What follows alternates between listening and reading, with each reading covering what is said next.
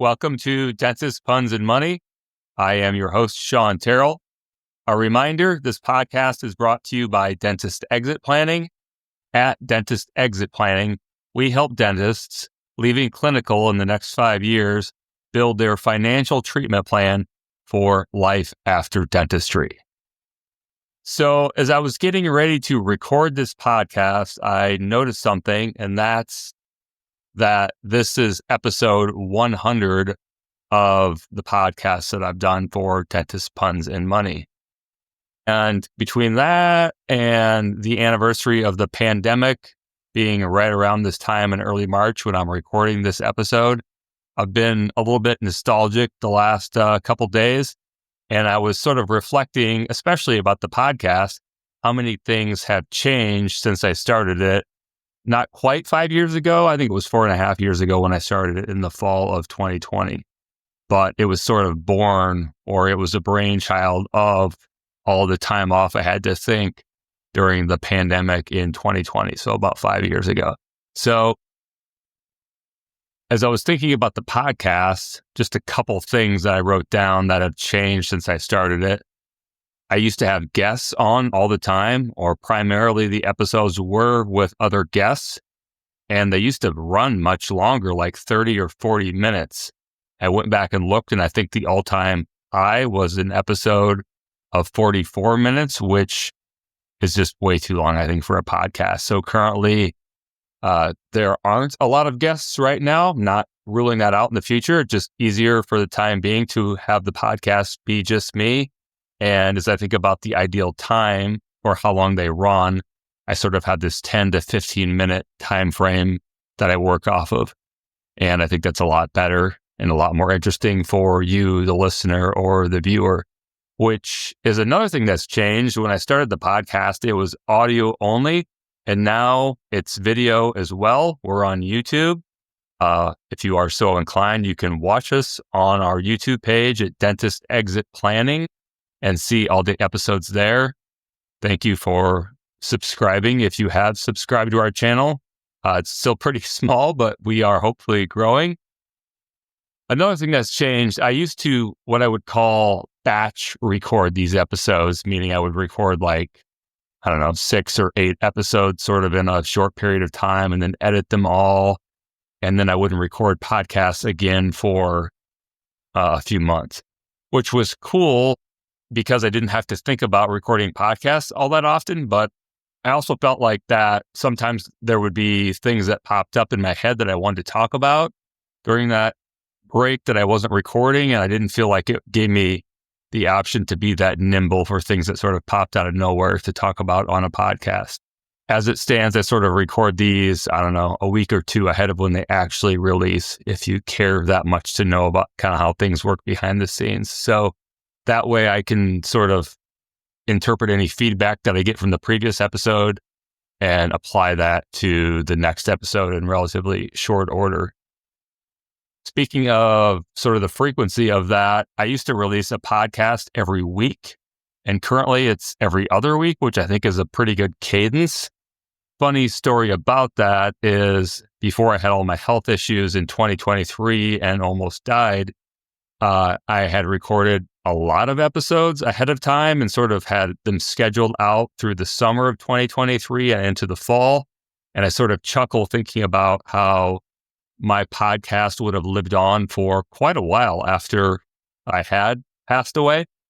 So one thing that I noticed about all the health issues that I had, and when I went public with those a few months back, was how many times or how many people I heard from that were former podcast guests, which really meant a lot to me.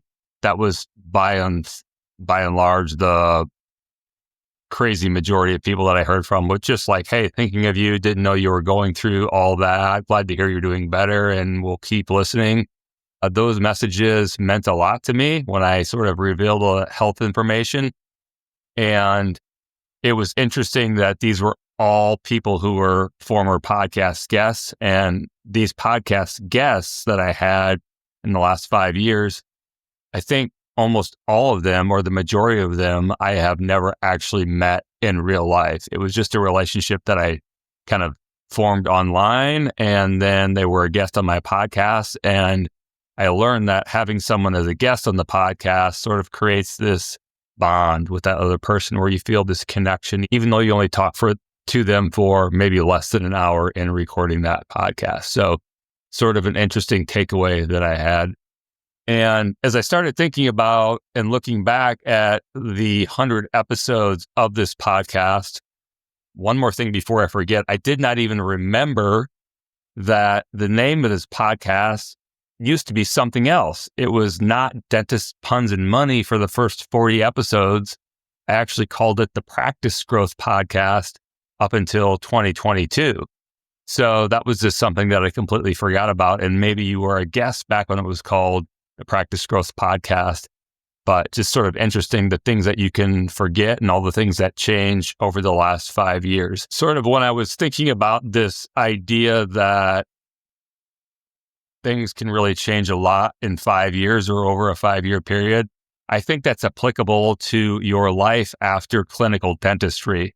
So if you're a dentist and you exit clinical and move on to retirement sometime in your 50s or early 60s, that's potentially 30 years or half of your adult life that you will not be in practice and you will not be working as a dentist. So that's 6 5-year stretches if you want to think about it in terms of that. So sort of as I was thinking about all this and working through it, it occurred to me that it's a heck of a lot easier to look at the things that haven't changed or won't change in the future than it is to go through all the things that have changed over a few years. So as I thought about that, then I started thinking about the podcast and what hasn't changed and how maybe we could apply that same concept to life after clinical. And as it relates to the podcast, when I started it back in 2020, I love the idea of sharing my thoughts and the thoughts of guests with other people and for the benefit of many other people. I also like the idea of doing that, of sharing those thoughts and doing it in a way that would be easy to distribute. And so I could distribute it digitally in a really easy format and do it in a way that I could share that information asynchronously. So I could share some thoughts and ideas and share the thoughts and ideas of guests and do it in a way that other people could consume that at a time that was most convenient for them, like on a podcast app or a YouTube channel. That's a couple of the big things that haven't changed, and I don't envision that changing as long as the podcast keeps going. I still think it will be my way of sharing thoughts and ideas, and maybe I'll bring some guests back in eventually and doing that for the benefit of many. It's like so we can all crowdsource the way to live life after clinical dentistry.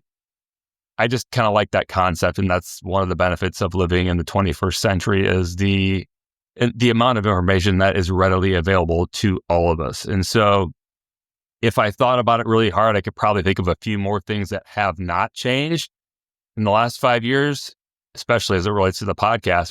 But that also begs the question, what are the big things that will not change for you as it relates to your money and your life after clinical dentistry? And you think about your retirement, try to spend some time. If you're looking for my unsolicited advice, I think it would be really helpful for a lot of people to spend some time in thought or spend some time journaling on the things that are really important about money and life to each individual person. And those can be a really good guidepost as you start to build some thoughts and ideas for what your life after clinical will look like. So that's my unsolicited advice for today and for this podcast. If you have been following along since the beginning, I really appreciate that.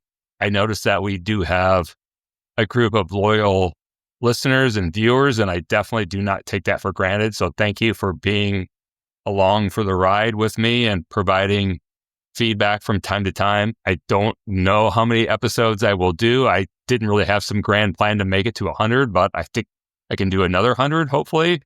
A couple reminders to wrap it up. Dentist exit planning helps dentists leaving clinical within the next 5 years. build their financial treatment plan for life after dentistry. And the other reminder is that Dentist Exit Planning is a registered investment advisor. The information presented here should not, though, be interpreted as investment, legal, tax, financial planning, or wealth management advice. It's for educational purposes only, and past performance is not indicative of future results. I am Shawn Terrell.